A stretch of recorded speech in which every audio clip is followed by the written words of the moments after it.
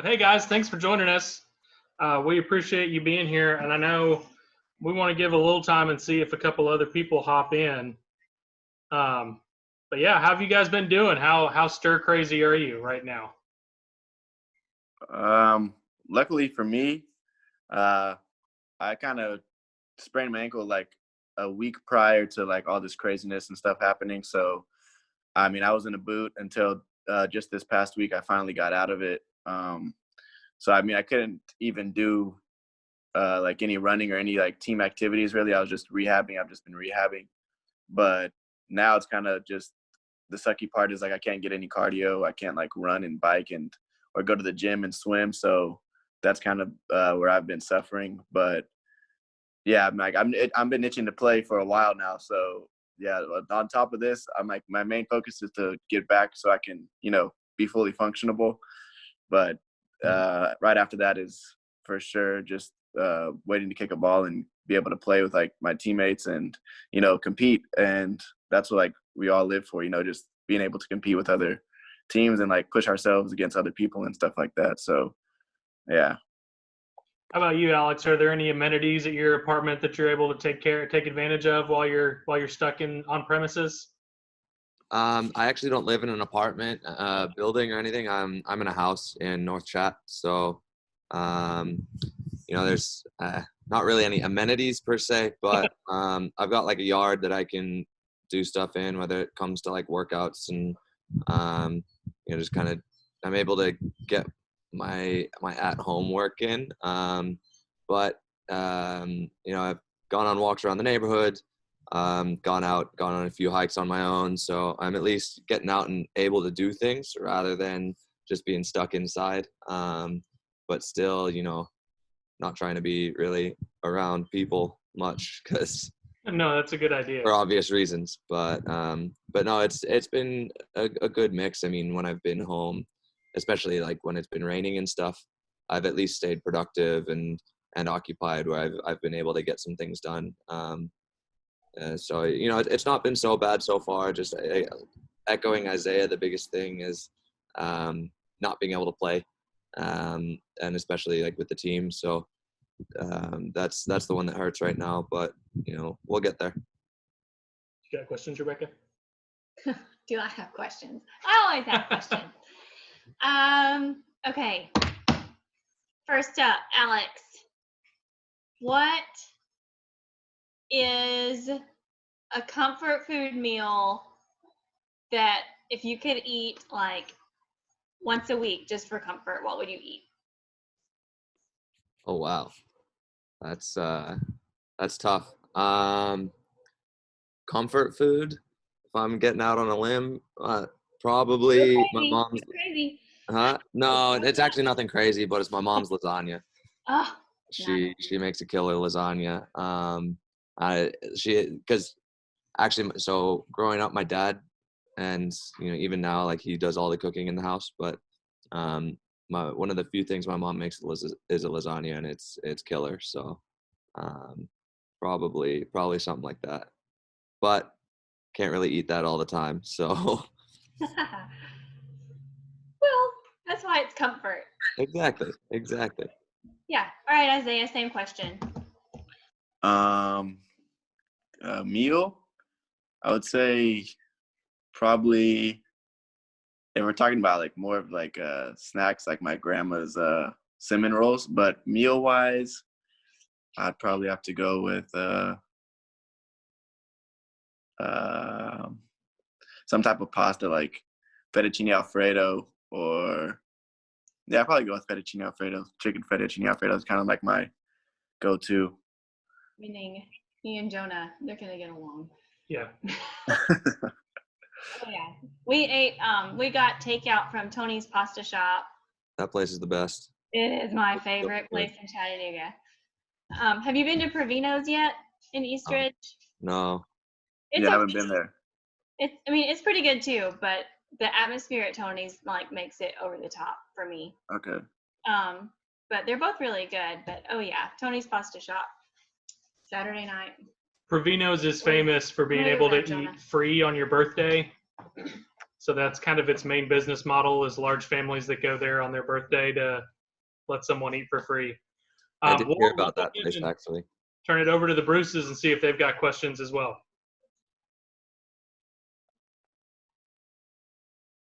I think we also wanted to know how you guys were doing with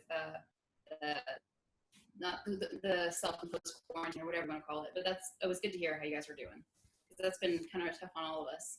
So that's all we really wanted to know, right? Yeah, I guess. I didn't know this was happening until I came out of my room and Dad was like sitting on the computer. I was like, "What's happening?" He's like, "Oh, meeting." And I was like, "Oh, I had no idea this was happening." So. Well, So now I'll ask a question since they're avoiding a little bit. So do you guys have any idea, like when they give you the AOK that you get to go back, are you guys going to have some weeks of training before they throw you back into games? Do you have any idea? that seems to be the plan. I mean, they're not just gonna throw us in and then say, "Hey, play a game this weekend." I mean, that's just asking for people to get hurt. So, it sounds like there will be a little bit of a build-up period. I don't know how long that would be, but I again, it's right now it's all super fluid. So if this ends up delaying the start of the season further, that period may get cut a little shorter just so they can put games in. But I think there will be like a little bit of a, I guess, quote unquote, second preseason. But yeah, I think that we'll have time to adjust, get back we're trying to maintain our levels of fitness now, but get back to a certain level of sharpness with the team, and then be ready to go. All right, Alex, I'm going to ask her one more question. So, second year with the team, a lot of changing pieces. During the preseason, what do you think has been the biggest difference you've seen with the team this year at this point versus last year at this point? I think there's a couple things that have stood out. The first being, we seem to be a little bit more energetic as a team, and I think that we've got some pieces that we've added and guys that we've brought back that kind of feed off that. But also, I mean, just the group of guys, I think the mentality has been pretty good from the start, in terms of guys wanting to put the work in and really just kind of gritting their teeth and going through and doing the stuff that you don't really want to do, whether it's fitness or the gym sessions, but it's all so far it's all been a pretty good mentality, especially from some of the new guys that maybe this is their first professional contract, or people that have really just kind of stepped up and added something right away.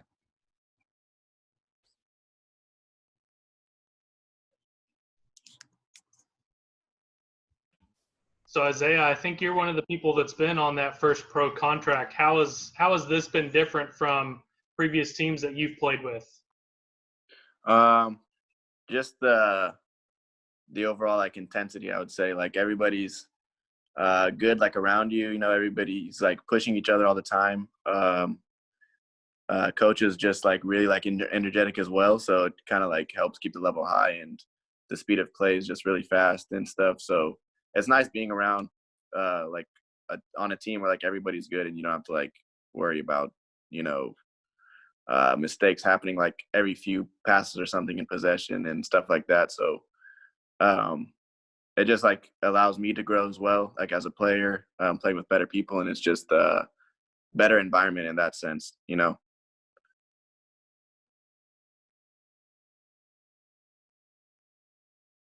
So have you guys gone by the stadium since they put the turf down at all? I haven't been out there, no. We just drove by it on our way back from where we were at this weekend. And Okay. we were up in the mountains away from everybody. And I mean, pretty much. I just have to preface that. I'm totally Yeah. excited.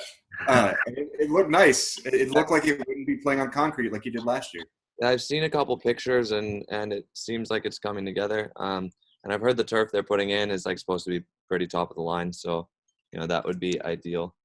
Yeah, I haven't seen it, but we drove. Me and my roommate drove past it the other day, and we just seen that the turf was down, but we didn't get to actually go out on the field and check it out. So those stands are really, really close to the turf, Alex. I just want to put you on notice that Jeff may be trying to interview you during a goal kick. Okay. In the South.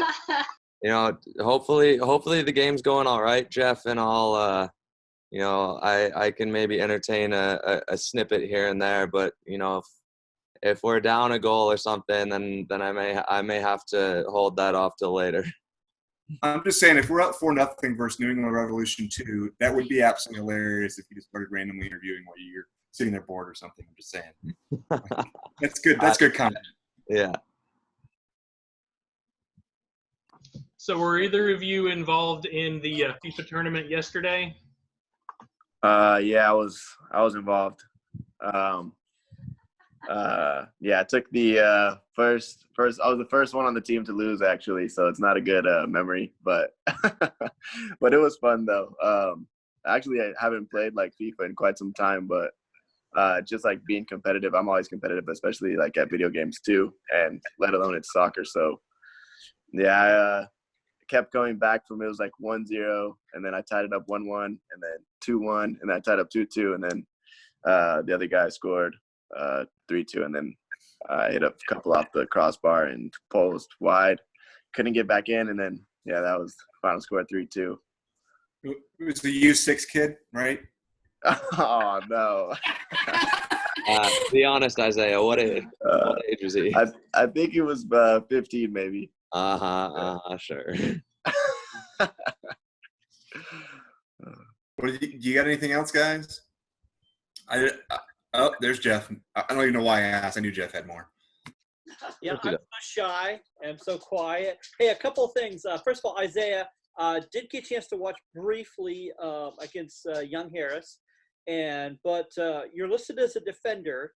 Are you more of a central defender or right back? I'm more of a like outside back. Yeah, I can play left or right back. I mean, I've played the past few years kind of more of a center back, just because going off what teams need, you know.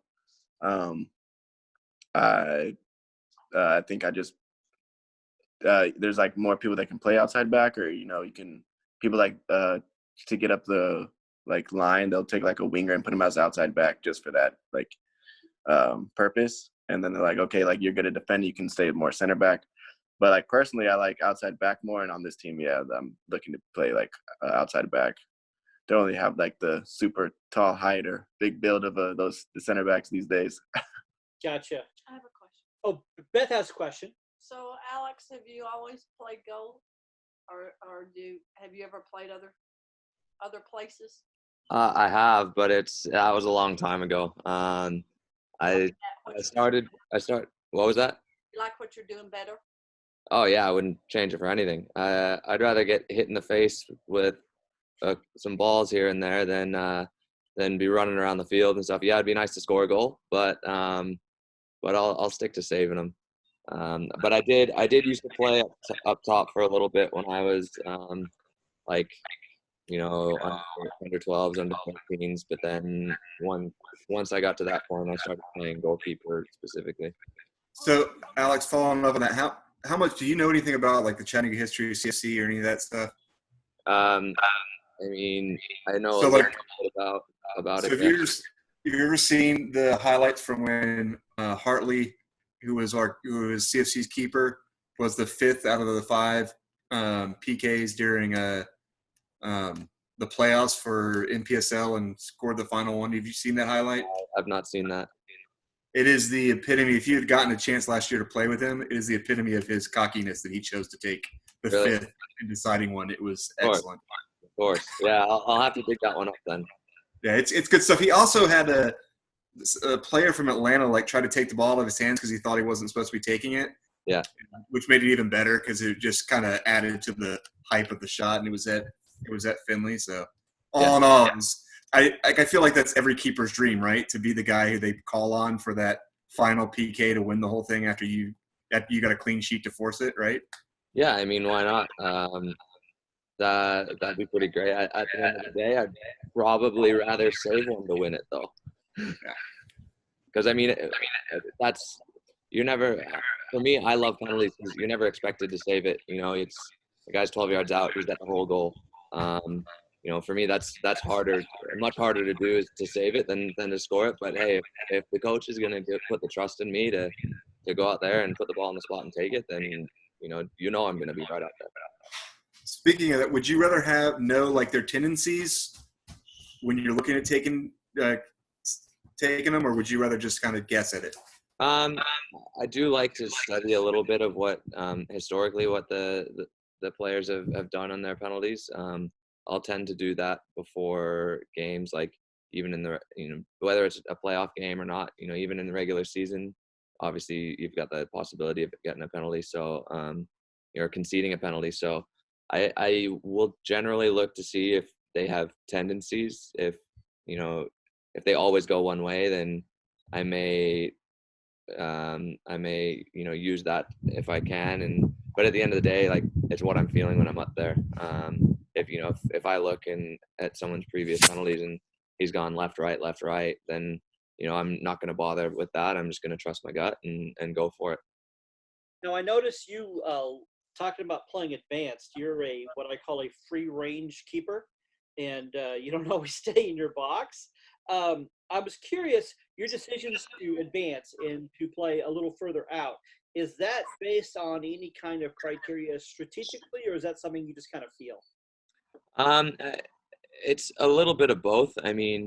Part of it is a bit, it's different, coach to coach. Some coaches don't necessarily want you to stay as connected. Others do. But for me as well, I feel that, especially the way that the position's evolving with the way the game has changed, we have to be a little bit more engaged and connected to the back line, because I'm sure, like, Isaiah, you can probably relate, but if your goalkeeper's connected and can come clear a ball that comes over the top of the defense, it relieves a lot of pressure off them. But at the end of the day, I can't be so high that I'm jeopardizing, getting beaten over the top of my own head. Like Alex said, I would say as a defender, it's a lot easier when you have like kind of not an aggressive goalie, but someone just anticipating that through ball and just ready for like kind of a little higher towards like the 18 or above the 18 for, the ball is like the other team has the ball on the top of their 18, or and they have like center backs like to play long balls all the time, and the ball goes over your head, you look back, your goalie's like already there. It just takes like Alex said, like a lot of pressure off you, and you kind of know, you have like trust in your goalie that he's going to get there, and you can like already start moving to your next position, to open up for him, and makes it quicker just to like transition. And like once you get the ball, just start like building up your play. Now, Isaiah, I know with the exception of Alex, most of our California kids are from Orange County area, and many of them knew coach or played under coach years ago. So how did you get on the Red Wolves radar? So was there a connection? Was it through Alex, or was it something else that they'd seen you play somewhere else? I just kind of had my agent just throw me in. He's like, "Oh yeah, there's opportunity to play for this team in Chattanooga.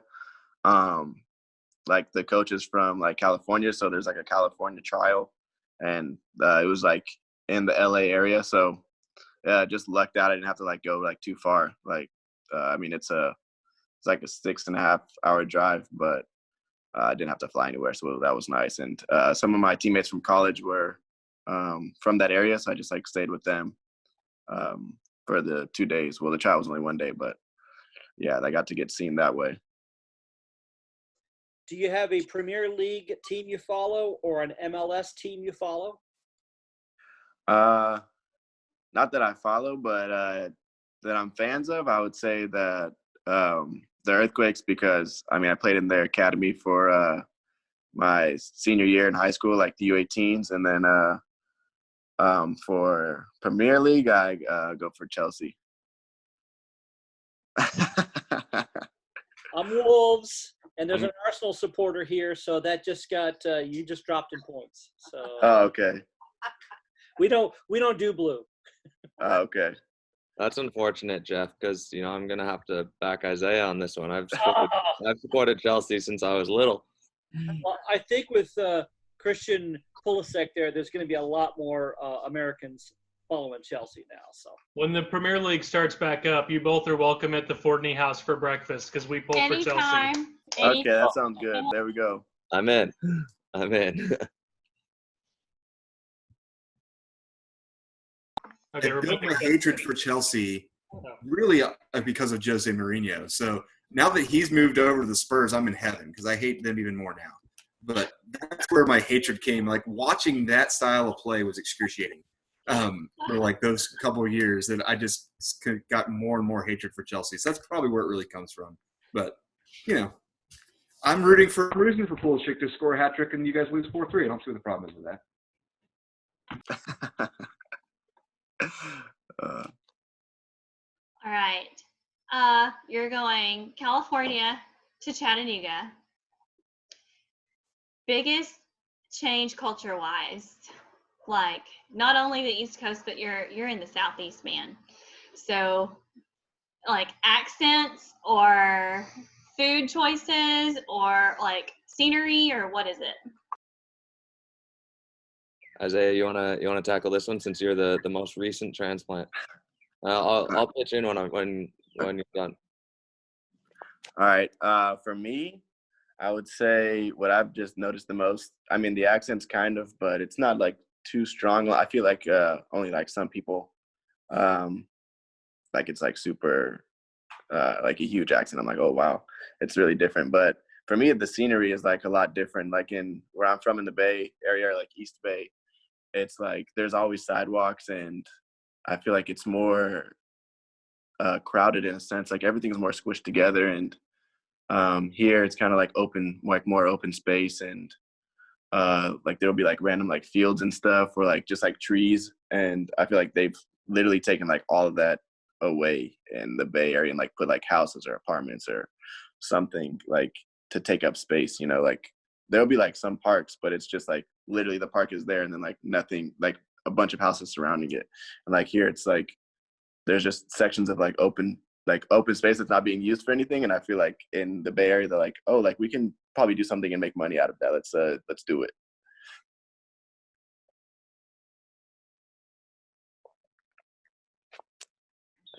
I'd say the biggest thing for me, a little bit was the food choices. I mean, what I have found that there are a lot of places that are, or I found a few places that are similar in terms of like the style of food and that I'd find at restaurants back home. But it's just it's been a little bit of an adapting process. But I mean, I'm happy to be back for a second year because I've like my life outside of soccer I've really enjoyed.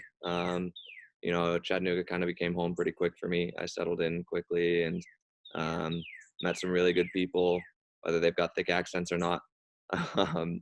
But yeah, I mean, to kind of echo Isaiah, like things are definitely a lot more spread out here. I mean, you've got some open land and some beautiful scenery in California, but just it seems like you've got the rolling hills kind of all over as you drive, whether it's up to Knoxville or Nashville, and the mountains here and there. And I've gotten to go up to the Smokies a few times, and that's been beautiful. So just being able to experience a bit of that while I've been here has been awesome. Awesome. Hey, Well, we have a talent for drawing like one syllable words out into 3 syllables, just, depending on which side of the river you're on. So it could be over there or it could be over there. It just depends on where you're at in the area. I guess second question is, what would you say is, for both of you, your biggest passion outside of football?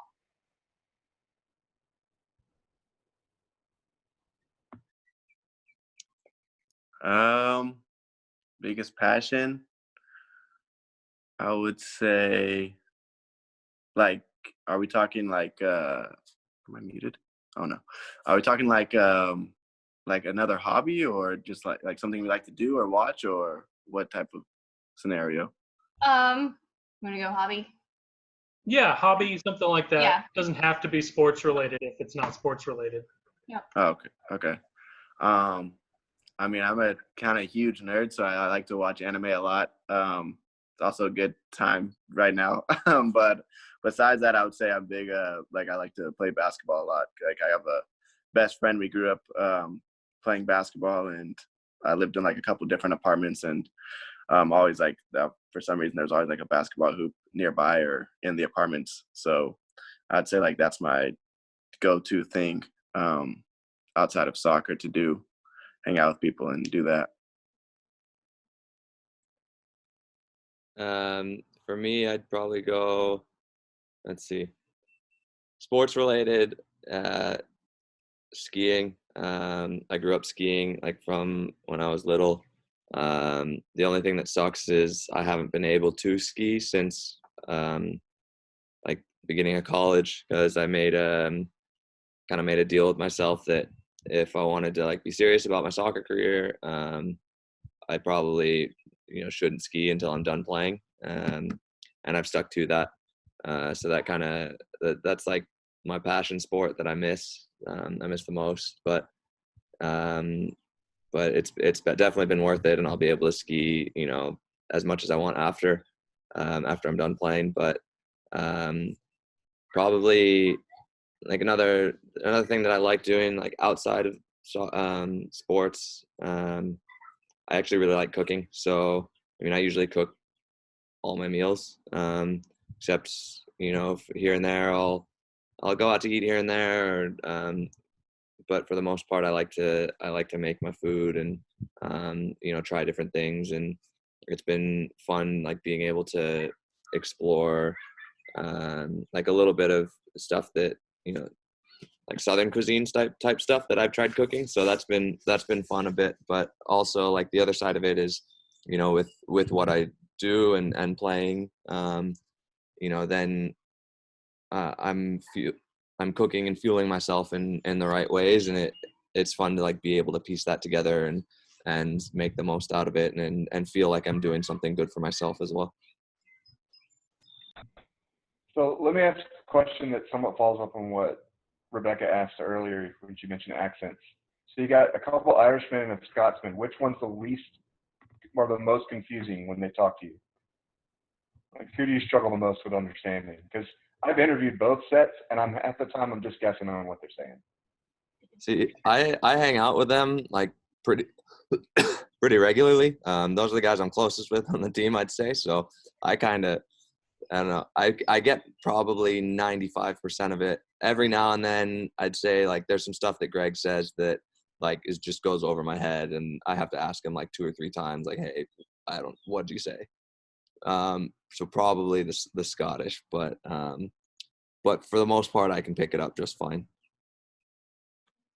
For me, I feel like all 3 of them are if they started like arguing or talking like in a fast conversation, I'm just left there like I'm not following along at all. But for the most part, I think Beats tries to like slow down, and like if people are like, what's going on, he's kind of like the guy who explains. He's like, he's saying this, and yeah, Greg I feel like is kind of like the hardest too. But I feel like he speaks the fastest. Like he just gets like wrapped up in what he's talking about and kind of just goes on. Okay, so one last question from us would, as a supporter group, what are you guys hoping to see from us this year as players? I think for me, just consistently, like each week, bringing the same amount of energy, same amount of, passion that you guys bring the week before, and just continuing to, stay behind us and kind of drive us. I think that's the biggest thing that that I've experienced and seen through supporters groups that have been successful is, they're week in, week out, they turn up and they're there, in it just as much as the guys. You guys are as big of a part of this as we are on the field. And I mean, it makes a big difference having the group behind you and singing, driving you on, and pushing you, whether you need a late goal or you need to close out a late lead. It just really makes a difference. Yeah, I would say for me, just being, like Alex said, consistent, showing up and just being like having high energy. Because as much as like we play for ourselves, I mean, I play like for me to do well for my teammates. Like I want to play well for them, but it's like when you have like a fan base like supporting you and chanting and singing along, it's like you don't want to let those people down that like came to watch you play. So it definitely adds another like level to your play, and you don't want to you want to play for them and don't want to let those people down that came all the way out there, and they're they don't have to be there. And like when you guys come consistently and like Alex said, singing, and even if we're pushing for a late goal or just to close out a game, just have the same energy. It's nice.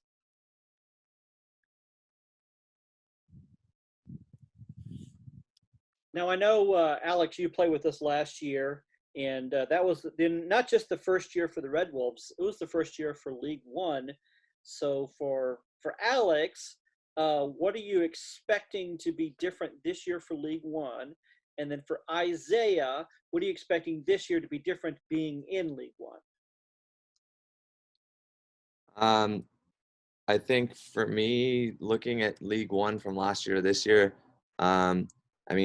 just my expectation of the league is just for it to continue to raise its level and its standard. I thought being in the championship and being at the NASL level prior, and seeing, and then even being in Portland, being to train with the MLS side as well. I was impressed with what League One brought last year in terms of the quality of players and how there were some good teams in the league. But what I'd like to see is for that to be just to be elevated and for the league to grow and become even more elite than it is. For me, I'm just I've played against a couple like championship teams, just scrimmaged here and there, and I feel like just going based off our team, I feel like the League One is right there with us or right there with the championship level pretty much, and I think that that it's going to be just a new that's going to, like Alex said, continue getting better and just be like a new opportunity for me and like a lot of other new players, to come to the league and hopefully make it better. And yeah, I think it's going to be just keep raising year after year. So I think it'll be a new experience and a new challenge for me personally, but I'm looking forward to it for sure. Okay, I'm terrified of this ticking clock that's up at the top of everybody's screen.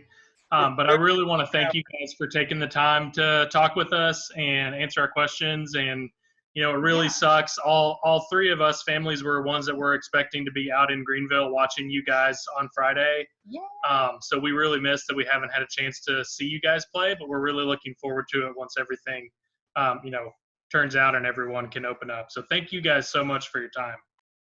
Yeah, no worries. Thank you for interviewing us.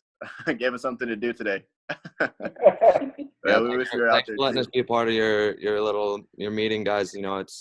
It's important that as players and fans, we all maintain a strong and good relationship. So I'm glad that you guys are trying to continue to facilitate that. That's big time. All right, thanks, guys. Appreciate it. Take care. Have a good rest of your Sunday. All right. Thanks. See you guys. All right, I'm clocking out, guys. Bye. Bye, everybody. Bye.